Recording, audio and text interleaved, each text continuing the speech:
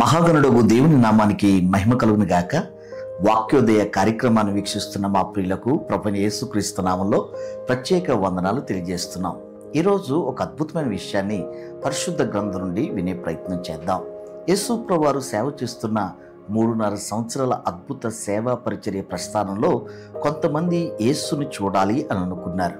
కానీ బైబిల్లో అద్భుతమైన విషయం సిమియోను ప్రవక్త జీవితం. చాలా మహిమ కలిగిన అతి శ్రేష్టమైన గంభీరమైనటువంటి సత్యాల సంపుటిగా సిమియోను జీవితాన్ని చూడొచ్చు. సిమియోను ఇజ్రాయేల్ యొక్క ప్రజల ఆదరణ కొరకు కనిపెడుతున్న ఆత్మపూర్ణుడై ఆత్మవశుడై ఉన్నటువంటి యోగ్యుడిగా లూకా పరిచయం చేస్తూ ఒక అద్భుతమైన వచనాన్ని మన క్షేమం కొరకు రాశారు. లూకా సువార్త 2వ అధ్యాయం 26వ వాక్యంలో, అతడు ప్రభు యొక్క క్రీస్తును చూడక మునుపు మరణం పొందడని అతనికి పరిశుద్ధాత్మ చేత బయలుపరచబడి ఉండెను. ఆత్మవశుడై అతడు దేవాలయంలోనికి వచ్చాను. సిమియోను ప్రవక్తకున్న శ్రేష్టమైనటువంటి వరం, దేవుడు అనుగ్రహించిన ఆధ్యాత్మిక దీవెన ఏంటంటే, ప్రభువుని యేసుక్రీస్తుని శరీరుడుగా నీ శరీరంతో నీ స్వహస్తాలతో తాకి ఆయన్ను చూసి ముద్దాడే అనుభవం నీవు అనుభవించే వరకు మరణాన్ని రుచి చూడవు అని చెప్పినటువంటి అద్భుతమైన వచనాన్ని పరిశుద్ధ గ్రంథంలో చూస్తున్నాం. యేసుని చూడక మునుపు నీవు చనిపోవు, యేసుని చూస్తావు. ఇదే శరీరంతో ఆయన ముఖదర్శనం, ఆయన మహిమా స్వరూపాన్ని, అదృశ్యమైన దేవుని శక్తి యొక్క ప్రతిబింబాన్ని చూసి ప్రభునందు ఆనందిస్తావని చెప్పారు. అవును ప్రియులారా, ఈరోజు ఇదే శరీరంతో దేవుని యొక్క సౌశీల్యాన్ని, అద్భుతమైనటువంటి గుణలక్షణాలని అనుభవించాలి, ముఖదర్శనం పొంది దీవెనను అనుభవించాలి అంటే మనం కూడా సిమియోను లాంటి ఒక ఉన్నతమైనటువంటి వాగ్దాన ఫలాన్ని ఎదురు చూడాలి. బైబిల్లో ఇదే విషయంలో చాలామంది ప్రభువును చూడాలనుకున్నారు, కానీ సిమియోనుకి దక్కిన ధన్యత, అర్హత కొంతమందికి దక్కలేదు. తండ్రి మిమ్మల్ని వాక్యం లోపలికి తీసుకువెళ్తాను. పరిశుద్ధ గ్రంథంలో లూకా సువార్త 8వ అధ్యాయం 20-21 వచనాలు చూస్తే, అప్పుడు నీ తల్లియు నీ సహోదరులు నిన్ను చూడగోరి వెలుపల నిలిచి ఉన్నారని ఎవరో ఆయనకు తెలియజేసిరి. అందుకైన దేవుని యొక్క వాక్యం విని దాని ప్రకారం జరిగించి వీరే నా తల్లియు నా సహోదరులని వారితో చెప్పాను. యేసుని చూడాలని మరియా వారి బిడ్డలు యేసు ప్రభువారి కొరకు వచ్చినప్పుడు ప్రభు వెంటనే స్పందించి వారికి ప్రత్యక్షమవల. ముఖ దర్శనం, ముఖ కాంతితో కూడిన ఆయన ప్రభావ సౌశీల్యం చూపించడానికి ఆయన ఇష్టపడలేదు. అక్కడికి వచ్చిన వారితో మాట్లాడుతూ, నన్ను చూడాలి అనుకుంటే వాక్య ప్రకారం జీవించాలి అనే ఒక ఆదేశాన్ని, ఈరోజు బంధువుగా, ఆయనకు గొప్ప వ్యక్తిగా, నాయకుడిగా ఆయన చూడాలనుకునే వారికి దొరికే దేవుడు కాదు. కానీ వాక్యం విని అలాగూ చేసినప్పుడు, వాక్యం చదివి అలాగూ చేసినప్పుడు, వాక్యం చెప్పి అలాగూ చేసినప్పుడు ఆయన తప్పనిసరిగా దర్శనమిస్తాడు అనే విషయాన్ని జ్ఞాపకం చేస్తున్నాను.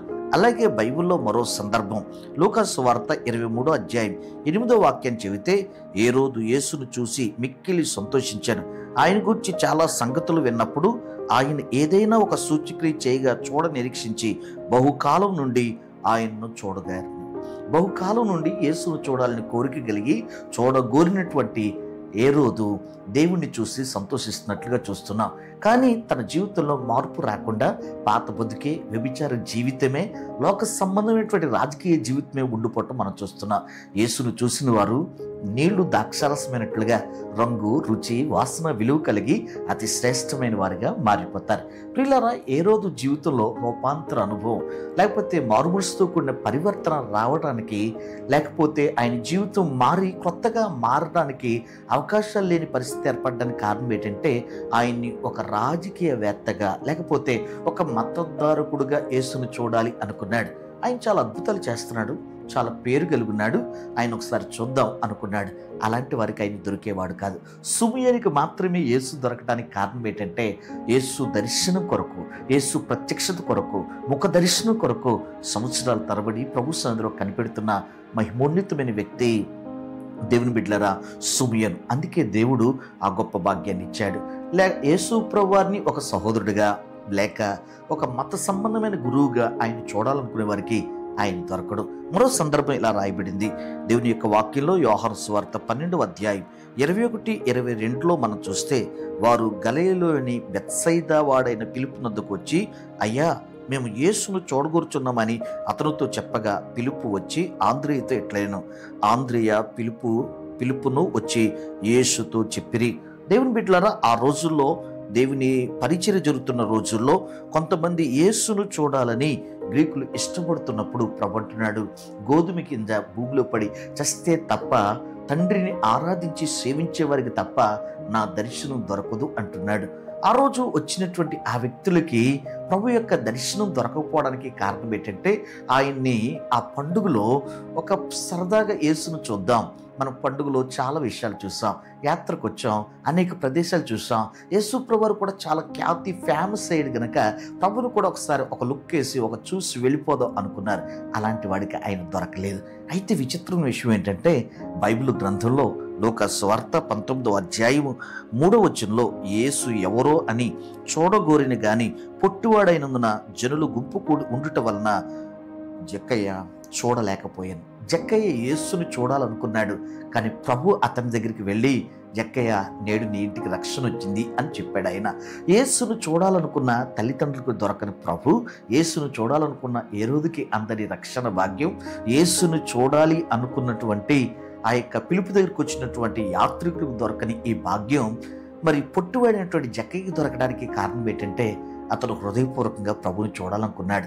ప్రభుని ఎప్పుడైతే చూశాడో ఆస్తిలో భాగమిస్తూ అపవిత్రతకు దూరం అవుతూ రూపాంతరపరచబడి నవీన స్వభావాన్ని ధరించుకుంటున్నాడు.